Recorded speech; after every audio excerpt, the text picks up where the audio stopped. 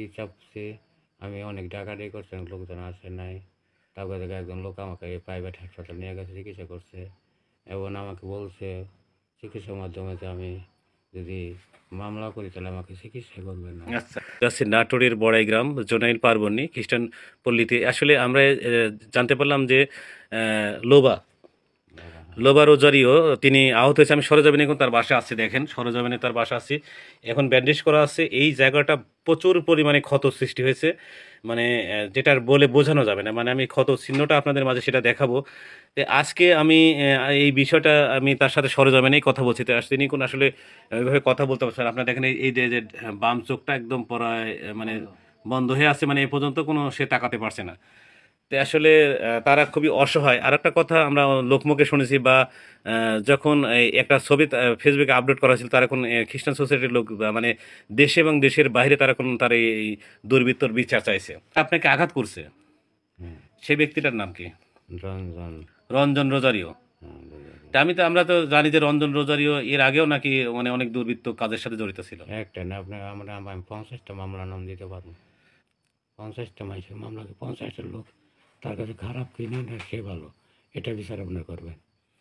দর্শক আপনারা দেখতে পাচ্ছেন আসলে খুবই মর্মাহত একটা ঘটনা। আপনারা দেখতে পাচ্ছেন এই ব্যক্তিটা লোবা রোজারিও, আপনার এই মাথাটাতে প্রচুর পরিমাণে ক্ষত সৃষ্টি হয়েছে এবং এই যে আপনার বাম চোখটা আপনারা দেখতে পাচ্ছেন, এই চোখটা একদম কোন একবারে বিশাল ক্ষয়ক্ষতির সম্মুখীন হয়েছে। এখন আমরা যেটুকু দেখতে পাচ্ছি, আমরা দৃষ্টি আকর্ষণ করছি নাটোরের জেলা প্রশাসক সাহেবকে দৃষ্টি আকর্ষণ করছি আমাদের নাটোরের পুলিশ সুপারকে দৃষ্টি আকর্ষণ করছি, আমাদের বড়াইগ্রাম উপজেলা নির্বাহী অফিসারদের দৃষ্টি আকর্ষণ করছি আমাদের বড়াইগ্রাম থানাধীন পুলিশ কর্মকর্তাদের দৃষ্টি আকর্ষণ করছি। আপনারা এখানে এসে এই বিষয়টা একটু তদন্ত করে সরেজমিনে একটু দেখলে আর কি আমাদের ভালো হয়।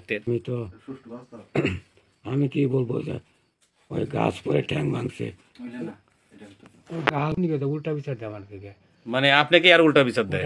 মানে দেখেন এই যে গাছ পরে আম গাছের ঠ্যাং ভাঙছে, গাছ কাটার সময় সে ওকে বলছে আম পেরে ভাঙছে, কেউ বলতেছে এখনো প্রমাণ দেখা দিতে পারবো যে আশেপাশের লোক আছে মুসলমানরাই, তারা বলতেছে কান্দাহাটি করতে, দেখেন আমার ভাই কী করছে, আমাকে বাইরে ঠ্যাং ভেঙে দিচ্ছে, এখন ওরা আমাকে মারতে চায়, তাহলে কত দিক থেকে নিরাপত্তা পাবো?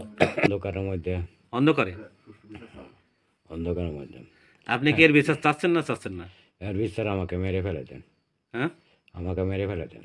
মানে আপনি মানে এটা আপনি খুব দুঃখজনক ভাবে কথাটা বলছেন, কষ্ট অনেক নেই। দুঃখজনক। আমি এই জগৎ আমি ছোট থেকে প্রায় 15-20টা মামলা খাইছি, খালি মিথ্যা মামলা জরিমানা দিতে আমি পারিবারিকভাবে একবারে দর্শক আমি যেটা বলছিলাম লোবা রোজারিও, তার সাথে কথা বলে জানতে পারছি তিনি আসলে খুবই থামেন তিনি আসলে খুবই মানে দুঃখজনক, কারণ এর আগে বেশ কয়েকটা মিথ্যা মামলায় তিনি জড়িয়ে পড়ছিল এবং আর্থিক দিক দিয়ে প্রচুর পরিমাণে ক্ষয়ক্ষতি হয়েছে।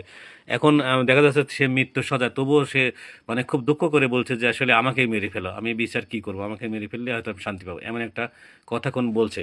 তে যারা দেশে এবং দেশের বাইরে থেকে যারা খ্রিস্টান সোসাইটির লোক বা আমাদের বাংলাদেশে হিন্দু মুসলিম খ্রিস্টান ভাইরা যারা দেখবেন, তারা আসলে কী ধরনের মানে বিচার চান, এটা বিচারাধীন। আমরা সরাসরি কোন নাটোর জেলা প্রশাসক সাহেবের দৃষ্টি আকর্ষণ করছি আমাদের নাটোরের পুলিশ সুপার মহোদয়কে, দৃষ্টি আকর্ষণ করছি আমাদের বড়াইগ্রাম থানার পুলিশ কর্মকর্তা, তারা যেন এখানে এসে সুষ্ঠু একটা তদন্ত করে এই বিষয়টা যেন মানে সুষ্ঠু একটা সমাধান হয়, তারা যেন এই সমাজে মাথা উঁচু করে বাঁচতে পারে, এমনটাই। কিন্তু এই সমস্ত 20-25 বছর যে তথ্যগুলো হয়েছে, এগুলো যেন তারা সঠিক তথ্য নিয়ে বিচার করে।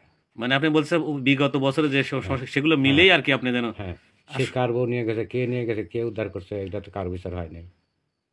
3টাতে বিয়ে করছে, পরবর্তীতে যেন আপনার উপরে এরকম যেন হামলা মামলা না হয়। 3টাতে বিয়ে করছে, তার 3টা পরিবারের সংসার ডাকেন, কি আছে দেখেন আপনারা, এটা একটু মেলায় দেখেন শুক্রবারে।